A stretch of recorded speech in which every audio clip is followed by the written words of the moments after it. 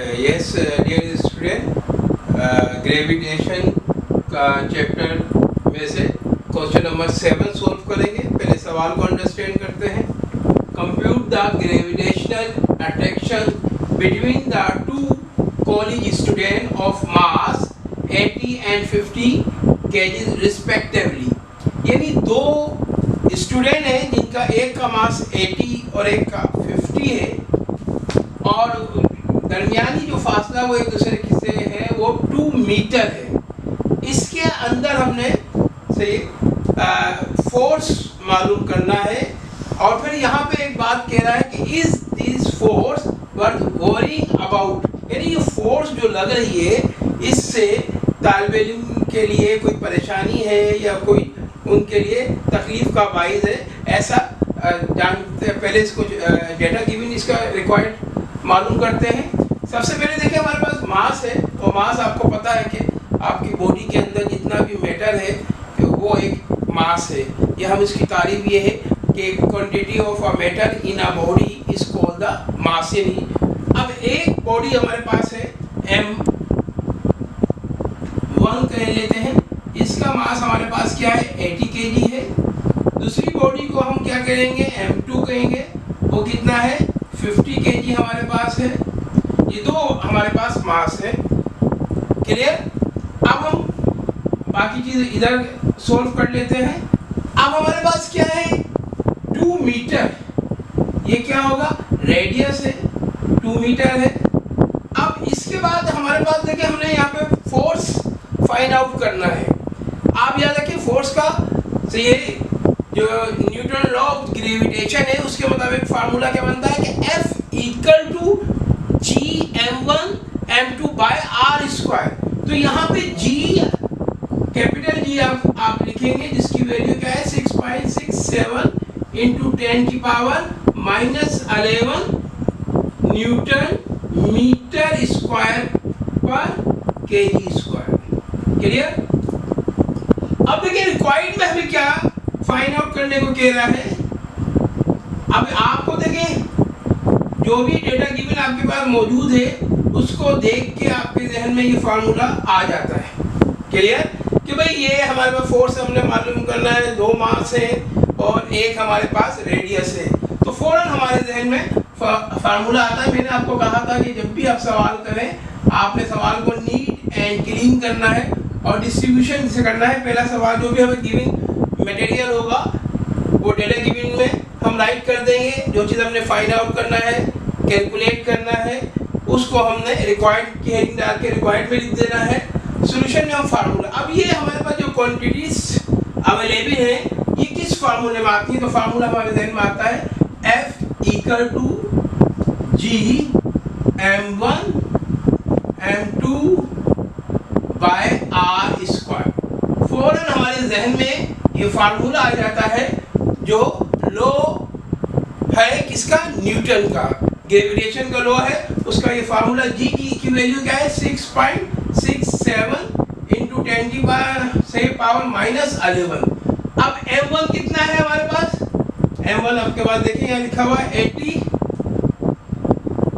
Multiply और M2 कितना है 50 और R कितना है आपके पास 2 है, और इस पे क्या है स्क्वायर है, तो हम डायरेक्ट इसको सोल्व कर लेते हैं। क्या हो जाएगा 4। अगर आप चाहें तो काट लें यहाँ पे, तो 6.67 इंटू 10 की पावर -11, ये तो हम ऐसे ही लिख देते हैं। अब हमारे पास क्या है, आप चाहें तो इस तरह कर लें, पहले इनको 2 0 ऐसे कॉपी कर दिए, 8 और 5 से क्या हो जाएगा 40/4। क्लियर जनाब? इसको थोड़ा सा यहाँ पे, अब हमारे पास क्या है 4 2 4 और फिर 20, तो ये 40 हो जाएगा 6.67 इंटू 10 की पावर -11। अब ये 10 यहाँ पे आ गया और 10 और 2 0 यहाँ पे रिमेनिंग है, तो क्या हो जाएगा 1000, और 1000 को हम अगर आप बुरा नहीं माने तो इस तरह भी प्लस में आएगा, 10 क्यूब हो जाएगा, नीचे कुछ भी नहीं बचा। अब इसको इसमें से इसको लेस कर देंगे तो हमारे पास क्या वैल्यू आ जाएगी 6.67 इंटू 10 11 में से 3 को लेस करेंगे तो क्या आ जाएगा 10 की पावर -8 न्यूटन आ जाएगी। ये आपका आंसर आ जाएगा। तो यानी जो फोर्स जिसकी वजह से दोनों स्टूडेंट, एक स्टूडेंट ये है और एक स्टूडेंट ये है, दोनों थोड़ा सा परेशान थे, मगर ये जो फोर्स यहाँ पे सही है अप्लाई और ये बहुत ही स्मॉलेस्ट है, तो कोई परेशानी की बात नहीं है और ये आपका आंसर हो गया। तो ऐसे सवाल बहुत से हम पहले भी करके आ चुके हैं। तो ये क्वेश्चन नंबर आपका 7 था, तो ये आपने यहाँ पे किया है, इसको कॉपी कर लें। यस डियर स्टूडेंट, अस्सलाम वालेकुम। I am Shakeel Ahmed Khan. Gravitation का क्वेश्चन नंबर 6 टेक्स्ट बुक का लगाएंगे। सवाल को पहले अंडरस्टूड करते हैं। कहता है at what distance from the center of the earth does the gravitational acceleration have 1/2 the value that it has on the earth's surface। अब देखिए यहाँ पे एक बात कह रहा है कि ग्रेविटेशनल एक्सीलरेशन जो है वो हाफ हो जाए। मिसाल के तौर पर अगर यहाँ पे ये ग्रेविटेशनल सही है, यानी डिस्टेंस से मुराद हमारा क्या है, डिस्टेंस से मुराद हमारा r है, सही है, रेडियस है आप सही। अब वो कह रहा है कितने फासले पे ले जाए कि ये हाफ हो जाए, क्या हो जाए, हाफ हो जाए। तो बहुत आसान सवाल है। फॉर एग्जाम्पल अगर इस फासले पे मिसाल के तौर पर रख लेते हैं तो अब हमारे पास यहाँ पे हम सपोज कर लेते हैं ये, क्योंकि क्या कहता है जमीन के फासले से, यानी जमीन का ग्रेविटेशन एक्सेलरेशन नहीं पूछ रहा, तो हम उसको सपोज कर लेते हैं ये g डैश है।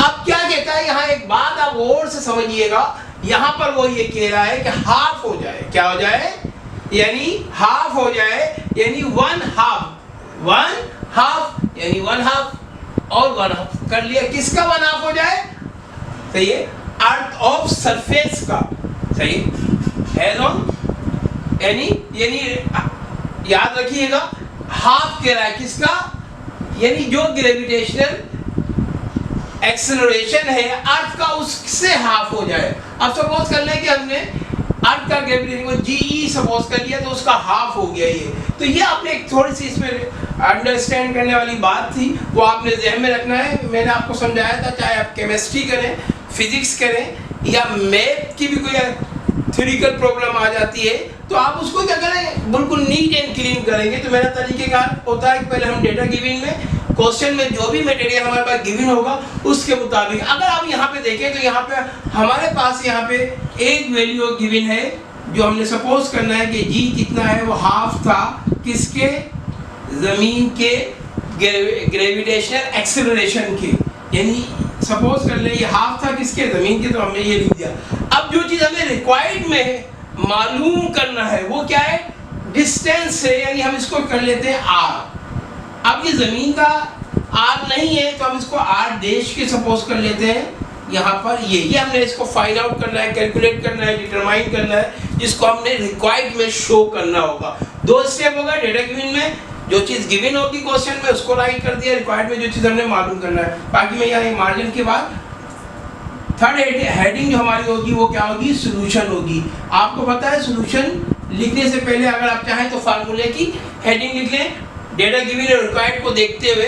अब आप हमारे पास जो गिवन मटेरियल है उसको देखते हुए हमारे जहन में मैंने कहा था ग्रेविटेशनल में हमें ज़्यादातर जो वास्ता होगा वो दो सही है चीज़ों, 2 फार्मूले से होगा। एक F equal to G m1 m2 by r square, और एक मैंने आपको कहा था, याद होगा, जो मैंने कहा था कि G E equal to G M E by R E square, इनसे हमारा ताल्लुक होगा। तो हम वही फार्मूला ही हमारे पास जो है उसको राइट करते हैं, G E equal to G M E यानी मास ऑफ अर्थ और R E radius of R E square में हो जाएगा। तो ये फार्मूला आपने जहन में रखना है, इसको हमने काफ़ी जगह पे इस्तेमाल कर चुके हैं इस फार्मूले को। अब हमने आगे करना क्या है ये समझना है। देखिए अब मैं क्या करूँगा, यहाँ पे मैं आर ई को फ्री कर दूंगा, यहाँ पे ये डिवाइड हो रहा है, इसके साथ आके क्या हो जाएगा, मल्टीप्लाई हो जाएगा। तो जी ई से आर ई क्या हो जाएगा, वहाँ पे डिवाइड हो रहा था, तो आर ई स्क्वायर यहाँ पे आके मल्टीप्लाई हो जाएगा। तो यहाँ हमारे पास रिमेनिंग वैल्यू बच जाएगी जी और से मास ऑफ अर्थ बच, सही है, रिमेनिंग हो जाएगा। हमने करना आर ई को फ्री, तो जी से मल्टीप्लाई हो रहा है, उधर जाके डिवाइड हो जाएगा। तो हमारे पास क्या आ जाएगा, R E square G M E by G E. Clear? यानी ये हमारी एक वैल्यू हमने सपोज कर ली कि आर ई स्क्वायर किसके इक्वल आ गया, जी एम ई बाय जी के आ गया। अब याद रखिएगा इस वैल्यू को हम आगे यूज करेंगे।